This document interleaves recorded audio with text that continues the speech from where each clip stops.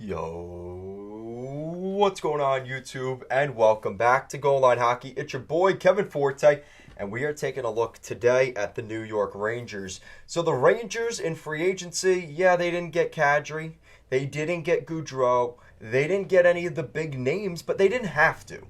I think the Rangers won free agency by the mistakes of not going after the big fish or overpaying some guy.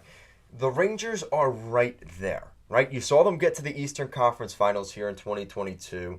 A really good goalie in Shesterkin really kind of carried them. But some depth here down the middle, which they addressed, and some little things here and there, fixing the goalie thing. The Rangers are set. And we're going to go over that today. So let's look at the big signing. Now, there was some debate on who the center would be for the Rangers, and we've definitely gotten some clarity on that because Chris Drury has gone out and signed a pretty big name guy, Vincent Trocheck. His name has been bounced around the Rangers here over the past couple of weeks, and he ends up landing in New York. Vinny Trocheck signs a 7-year deal, $5.625 million per season. So this is one of those contracts where you hate giving him the 7 years, right? That is that's the thing where I'm like, don't like that deal too much. But you have to consider that in 2025, which is 2 years from now, 3 years from now, the salary cap is going to get a huge bump. So in the last 4 years of that deal, 5.6 million, even if it's a dead contract, won't hurt you as badly as it would, say, today. So I think when you look at it in that sense, yeah, you don't like giving the 7-year term to a guy that'll be 36 years old at that time, but that's kind of how things are with this, right? So they kind of go for it. They go for Vinny Trocheck, kind of shutting down the rumors of Monahan and some of those other guys, I truly think. They do have $4 million in cap space still, but I think they're going to look to save that for next year because next year they have to re-sign Philip Hedl, Alexis Lafreniere. It doesn't look like Julien Gauthier is going to come back. We'll see. They still have to re-sign Capo Caco this summer. And don't forget, next year they do have to re-sign Keandre Miller. So this never ends, right? That ongoing cycle. The Rangers have to re-sign guys. So yay, we got $4 million today. On one of those guys I just mentioned, they could easily spend $4 million. So that's where you have to be careful with this stuff. And they moved out Patrick Nemeth's contract, so that helped them out. That freed him up a little bit, which makes me believe Chris Drury's looking to make another move here. I don't think he'll be done this summer. He's probably looking at one more move. They had a couple guys leave, right? Ryan Strome goes to Anaheim. Not a huge loss, but that's some depth down the middle that you did lose. And that was one of the strengths of the Rangers last year, was their center depth. So Vincent Trocheck comes in just to kind of replace those guys like Kopp and Strome. So that's the big move that they made on the day. They also brought in some goaltending help. And this one kind of hurts because I'm an Islander fan. But Yaroslav Halak goes to the Rangers on a 1-year deal. Pretty good money, $1.55 million. Now, this was a little bit of a head scratcher to me because Yarrow, I was sold that he was going to retire. Well, he ends up going back to New York. Not what I was expecting. I really thought Halak was done. He did not have a good season in Vancouver last year. A little bit surprised by that, if I'm going to be honest. So that's one. Louis Domingue.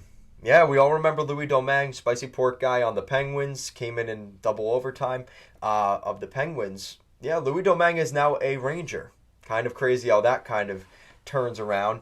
I expect the pecking order going into next season, it's going to be obviously Igor Shesterkin. There's no debate about that, God no. Then we're going to see Yaroslav Halak, Louis Domingue, and I don't know if they still have him. But do they still have Matt Huska? No, they do not. Wow, okay, so they completely blew up their Hartford goalie situation because the Rangers let go of Keith Kincaid and Matt Huska. So the Rangers goalie situation is going to look very different next year. You've got Shesterkin at the top, Yaroslav Halak, Louis Domingue, And then you could argue either Dylan Garand or Olaf Lindbaum. And I think they really like Lindbaum, if I'm not mistaken. That seems to be a guy they like. So we might see him next year, playing a lot in Hartford. So the Rangers get their second and third goalie in pecking order. I would have liked to have seen Kincaid with the Rangers. You know, he grew up on Long Island. It would have been nice to see him, you know, playing on the Rangers, and that would have been cool. But I guess he didn't play well enough. And, you know, I did actually see him in Hershey last year at the Teddy Bear Toss game. That was pretty cool. But, you know, I guess that's just part of it, right? So he's probably a little bit vindicated, right? He's kind of like, you know, a little chip on his shoulder. So we'll see how he does in Boston. Best of luck to him. Obviously, I'm going to cheer on the local guys. So that's what's going on there. And they did make a trade, like I said. They traded for Ty Emberson, which costed them a premium, 2 second-round picks, and the contract of Patrick Nemeth. Of course, I'm kidding when I'm talking about they didn't make this trade for Ty Emberson. Let's be honest. They made this trade to get rid of Patrick Nemeth's contract, and they were able to do that. So Patrick Nemeth goes to Arizona. Here we go. That's the normal thing. You got a bad contract? Call up your local Arizona Coyotes. And that's what the Rangers did. Overall, like I said, the Rangers didn't go crazy in free agency. They didn't do anything massive, but they brought in some depth, and you can't really deny that is a good move for them, right? They've got their pieces, right? They've got the main guys. They didn't have to go get some big guy. They've got their good guys here. You'd like to see more production in the playoffs from Kreider and Panarin, obviously, and some of those guys, but other than that, what more could you have asked? The kid line dragged them on a deep playoff run. Shesterkin was incredible. The Rangers are kind of set. They just need to get back to the playoffs. That's their main focus. But let me know what you guys think down below. What do you think of the Rangers offseason so far? Been pretty quiet, but I don't think that's necessarily a bad thing. And they probably dodged a bullet from taking on a Sean Monahan or a Nazem Kadri, which would have been an overpayment. Let me know what you guys think. Thank you so much for watching, and I'll see you again next time.